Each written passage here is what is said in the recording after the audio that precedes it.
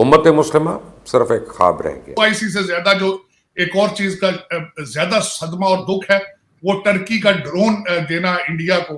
आप ये मुझे बताएं, इस ओआईसी का कोई परफॉर्मेंस बताएं, इसको आज तक बताएं, इनकी अचीवमेंट कश्मीर के लिए कुछ किया हो। और ये जो ग्रुप यहाँ पे आया था ये इजराइल को एक्सेप्ट करने के लिए बेताब है सारे के सारे। मतलब वो कश्मीर जिसकी हिमायत में तुर्की कल तक मुख्तलिफ फोरम से आवाज उठा रहा था, आज वो इसी के खिलाफ इंडिया को ड्रोन्स की फराहमी कर रहा है। और सबसे ज्यादा हैरत की बात यह कि क्या टर्की नहीं जानता कि टेक्नोलॉजी इंडिया के हाथ में जाती है तो वो इस वीडियो में पाकिस्तान मीडिया में बात हो रही कि किस तरह से पाकिस्तान आज पूरी दुनिया में अकेला पड़ चुका है। आज दुनिया का कोई भी देश पाकिस्तान को मुंह नहीं लगाना चाहता। दोस्तों, जैसा कि हम जानते हैं कि पाकिस्तान एक मुस्लिम देश है और पाकिस्तान को ये उम्मीद थी कि एटलीस्ट मुस्लिम देश होंगे वो पाकिस्तान का साथ देंगे, पर आज हम देख रहे हैं कि दुनिया के दूसरे मुस्लिम देश भी पाकिस्तान का साथ नहीं दे रहे हैं, क्योंकि दुनिया के बाकी मुस्लिम देश पाकिस्तान की तरह अंधे और जिहादी नहीं है, वो बेवकूफ नहीं है। उनको पता है कि उनका देश कैसे चलाना है। आज पूरी दुनिया आगे बढ़ रही है या फिर आगे बढ़ना चाहती है। पाकिस्तान ही शायद दुनिया का इकलौता देश होगा जो आज भी पिछड़ रहा है। पाकिस्तान और अफगानिस्तान ही शायद ऐसे देश होंगे जो आज भी जिहादी सोच को पकड़े हुए हैं। और नतीजा ये है कि आज पाकिस्तान पूरी दुनिया से आइसोलेट हो चुका है। ओआईसी के मुस्लिम देश जिस पर पाकिस्तान को उम्मीद थी, आज वो भारत का खुल के साथ दे रहे हैं। ये सारी चीजों के ऊपर पाकिस्तान मीडिया में और भी क्या चर्चा हो रही है वो देखने के लिए शुरू करते हैं इस वीडियो का अगला भाग। अब हालात जो हो चुके हैं आप देखें, आप दूसरे टॉपिक पे जिस तरह ओआईसी से ज्यादा जो एक और चीज का ज्यादा सदमा और दुख है वो टर्की का ड्रोन देना इंडिया को। और फिर तैयब अर्दगान का टोटल ड्रामा, मुस्लिम उम्मा का सारा, और कश्मीर के बारे में दर्द रखना, लेकिन ड्रोन दे दिए, 100 ड्रोन। तो सर जाहिर है जो दुनिया की कंट्रीज होती है वो बिजनेस पे चलती है, रिश्तेदारियां थोड़ी होती है। जो हम कहते हैं जी सऊदी हमारे भाई हैं तो चाइना हमारा दोस्त है, वो भी बिजनेस कर रहे हैं। लेकिन सर यहाँ पे एक चीज और आपको मैं कहती चलूं कि वो जरदारी साहब का भी एक स्टेटमेंट है जिसमें वो कह रहे हैं कि जी इनको हटाओ पहले फिर हमारे साथ बात करो। अब इस वक्त एस्टेब्लिशमेंट जो है वो आपकी बातें तो दोनों पार्टियों से कर रही है, शहबाज शरीफ से और जरदारी से। लेकिन मेरी इंफॉर्मेशन के हिसाब से शहबाज शरीफ साहब is way ahead in his negotiation और हिज डिप्लोमेसी ऑफ थिंग्स। मेरे ख्याल में अगली बारी नून लीग की होगी और उसमें मेरे ख्याल में Shahbaz Sharif will be there prime minister, candidate of prime minister. लेकिन ये कि अगर पाकिस्तान के असली फैसले करने वालों ने अकल के नाखुन ना लिए तो हालात खराब हैं। उसकी वजह यह है आजकल इनको सिर्फ इतना इनके पास मार्जिन है कि यहाँ अमेरिका में पार्टी एक ऐसी रूल कर रही है जो कि पॉपुलर नहीं है, और दूसरा पेंटागन और फॉरेन पॉलिसी उनका it's not part of their mandate. Republican आएंगे और वही रिपब्लिकन होंगे जिन 22 सेनेटर्स ने यहाँ पे बिल पेश किया था कि हमारी अफगानिस्तान में शिकस्त का मूजब कौन है। हमारे साथ पाकिस्तान किस किस्म की डबल गेम्स खेलता रहा है पिछले सालों से, कई दहाइयों से। वही लोग आएंगे तो फिर पाकिस्तान के लिए मुश्किल हो जाएगा। आज तो आपके लिए देखें, आप कहते हैं कि डेफिनेटली नॉट, आप इनकी समिट में नहीं आए, फिर भी इन्होंने अपना नुमाइंदा भेज दिया है क्योंकि current administration is very weak. तो उसमें लेकिन ये कि आपके पास अभी 3 साल हैं, जितने मर्जी आप मजे कर लें, लेकिन उसके बाद अल्टीमेटली चाइना और Russia have to go back to their अपने बॉक्सेस में वापस, और पाकिस्तान हैज टू बी, और दुनिया पे चेक एंड बैलेंस होगा लाजमी। लेकिन सर जैसे सर आप टर्की की बात कर रहे हैं कि टर्की ने ड्रोन्स दिए हैं इंडिया को, तो जाहिर इंडिया उसे पेमेंट कर रहा है। अगर वही टर्की हमें ऑफर करे कि जी ठीक है 100 ना सही आप 10 खरीद लीजिए, तो क्या हमारे पास पैसे हैं देने के लिए? हम तो इधर उधर से मांगते फिर रहे हैं। ओआईसी के लिए जो फंड बना है सर, सॉरी आपकी बात काट रही हूं एक सेकंड, ओआईसी के लिए जो फंड बनाया है इन्होंने, उसमें कोई पैसे देने को इतना कोई खास विलिंग नजर नहीं आ रहा। अगर देंगे भी तो वो जाकर कब देंगे? मार्च में, जब तक सर्दियां तो निकल गई होंगी जो ये अफगानिस्तान के गम में घुल रहे हैं। उसमें देखिए आरजू, मैं जो बात उस पर करना चाहूंगा ओआईसी पे, सबसे पहला पॉइंट ये है कि इस जो समिट के इनिशिएशन जो थी वो सऊदीया ने की थी। इसमें कोई पाकिस्तान की डिप्लोमेसी नहीं है। ये वही पाकिस्तान है जिसमें कश्मीर के लिए ओआईसी को कहा था और उन्होंने शटअप कॉल दे दी थी आगे से। ये सऊदी अरेबिया का इनिशिएटिव था, इसमें थोड़े बहुत जो पैसे दिए वो भी सऊदीया ने दिए, क्योंकि वो भी इस्लामिक उम्मा का एक कवर अपने ऊपर रखना चाहते हैं। और आपको बताऊं, सऊदी अरेबिया अमेरिका की 53 स्टेट है, उसकी 53rd स्टेट है। आपको याद होगा डोनाल्ड ट्रंप साहब ने जाके फरमाया था कि आप you can not last more than 7 days without our protection.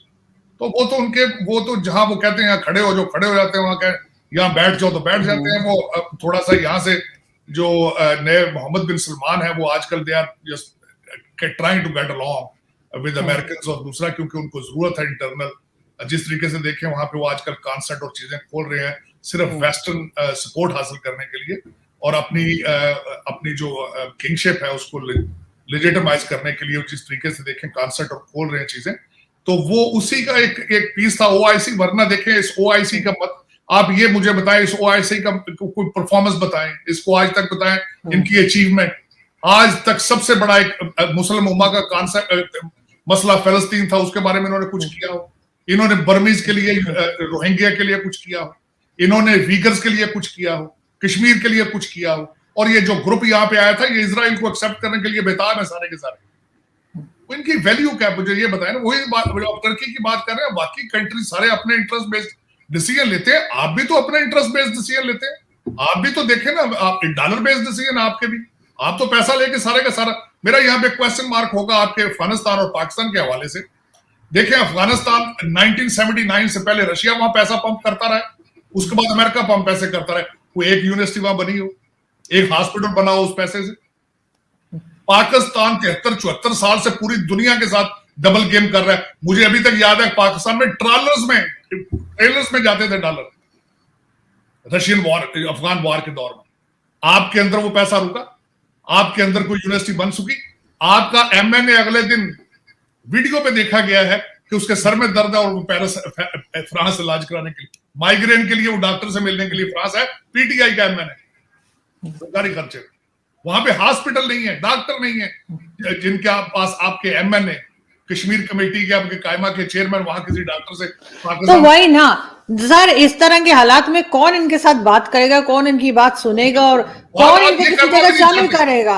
कौन सी कंट्री ऐसी सर, कौन सी कंट्री रह गई जहां पे खान साहब गए नहीं है पैसे मांगने के लिए? आरजू देखें, आपकी फॉरेन पॉलिसी में अगले दिन कोशिश कर रहा था कि देखूं कि आपकी फॉरेन पॉलिसी क्या है, आपके फॉरेन रिलेशनशिप की कंडीशन क्या है। जो मुल्क आपको पैसे दे रहा हो तो आप कहते हैं कि we have a bilateral relationship. China दे रहा हो तो आप चाइना के साथ है, अमेरिका दे रहा हो तो अमेरिका के साथ है। आपकी total foreign policy is dollar based, और वो डॉलर बदनसीबी ये है कि वो पाकिस्तान पहुंचते ही नहीं है। आपके कर्जे जो मैं अगले दिन देख रहा था, कहते हैं जो सबसे ज्यादा कर्जा इन्होंने 3 सालों में लिया है। मैं कहता हूं ये सारे कहते हैं जो पिछले चोर थे, वो 3 साल जो कर्जा लिया है उसी का हिसाब दे दें, ये रसीदें दिखा दें। 40 अरब रुपया जो प्राइम मिनिस्टर फंड में से निकला उसकी रसीदें दिखा देंगे। लेकिन ये देखिए ये कब तक करेंगे? ये मेरी तो सोच यहां बैठ के देखिए, मुझे 36 साल हो गए, मैं जब भी गया हूं पाकिस्तान रिवर्स गियर में है। मेरा ब्लीडिंग आपकी रुक नहीं रही 73-74 साल से।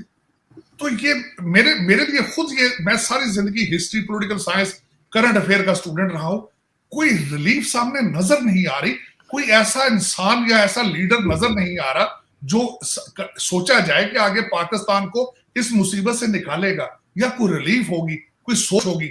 मैं खुद मुजरम हूं, मैं खुद मुतासरीन में से हूं। PTI के लिए, तब्दीली के लिए मैं भी ख्वाब देखता रहा हूं, हर पाकिस्तानी ने देखे हैं जितनी जो इन्होंने किया है। अब कौन सोचेगा क्या कि दोबारा तब्दीली? तो पाकिस्तान के लिए उर्दगल का तोहफा, लेकिन इंडिया के साथ ड्रोन्स के मुआहदे। सऊदी अरेबिया के बाद टर्की के लिए भी सिर्फ माली मफादात अहम है। उम्मत मुस्लिमा सिर्फ एक ख्वाब रह गया। एक वक्त था जब तुर्की के सदर तैयब उर्दगान खुद को उम्मत मुस्लिमा के एक लीडर के तौर पर मनवाने के लिए खूब जोश और जज्बे के साथ सरगर्म थे। इसके लिए उन्होंने कई बड़े बड़े फैसले भी किए, मुसलमानों को उम्मत मुस्लिमा के नारे भी सुनाए, जिससे इनको बड़ी शोहरत भी मिली। लेकिन अब जो कदम टर्की की जानिब से उठाया गया, इसने इनके तमाम पिछले फैसलों पर एक बहुत बड़ा सवालिया निशान खड़ा कर दिया। और यह साबित हो गया कि इस वक्त अगर कोई चीज़ अहम है तो वो सिर्फ और सिर्फ माली मफाद। मतलब वो कश्मीर जिसकी हिमायत में तुर्की कल तक मुख्तलिफ फोरम से आवाज़ उठा रहा था, आज वो इसी के खिलाफ इंडिया को ड्रोन्स की फराहमी कर रहा है। और पाकिस्तान के साथ तुर्की की ये कैसी दोस्ती है कि पाकिस्तान के खिलाफ इसके दुश्मन के हाथ मजबूत कर रहा है। दरअसल हो ये रहा है कि तुर्की की एक कंपनी ज़ायरोन डायनामिक्स का इंडिया के साथ मुआहदा हो गया, जिसके तहत वो इंडिया को multi rotor mini UAV model drones फराहम करेगा। और इस डील को beginning of the new relation between Turkey and India का नाम दिया जा रहा है। और इन ड्रोन्स की फराहमी अगले चंद दिन तक शुरू हो जाएगी और आने वाले साल में कुल 100 ड्रोन्स इंडिया को डिलीवर कर दिए जाएंगे, जिनकी डेमो फ्लाइट्स मार्च 2022 में होंगी। और ये मामला सिर्फ ड्रोन्स की फराहमी का नहीं है, बल्कि इस ड्रोन बनाने वाली कंपनी के $1 मिलियन के 30% शेयर्स भी इंडिया ने ले लिए हैं। इस बार टर्की न सिर्फ ये ड्रोन्स बनाने की टेक्नोलॉजी इंडिया को देगा, बल्कि दोनों ममालिक मिलकर इन ड्रोन्स के कारोबार को पूरी दुनिया में फैलाएंगे और इनकी मार्केटिंग और सेल करेंगे। और ये वही ड्रोन्स हैं जो टर्की ने अज़रबैजान और आर्मीनिया की लड़ाई में आर्मीनिया के खिलाफ इस्तेमाल किए थे और इनके ज़रिए आर्मीनिया के टैंक्स और पूरे आर्टिलरी एंड एयर डिफेंस को तबाह कर दिया था। और अज़रबैजान ने आर्मिया को इन ड्रोन्स की मदद से शिकस्त दी थी। लेकिन अब ये ड्रोन्स पाकिस्तान के दुश्मन इंडिया के हाथों जा रहे हैं और टर्की के हाथों जा रहे हैं। और सबसे ज़्यादा हैरत की बात यह कि क्या टर्की नहीं जानता कि ये टेक्नोलॉजी इंडिया के हाथ में जाती है तो वो इस्तेमाल किसके खिलाफ करेगा? क्या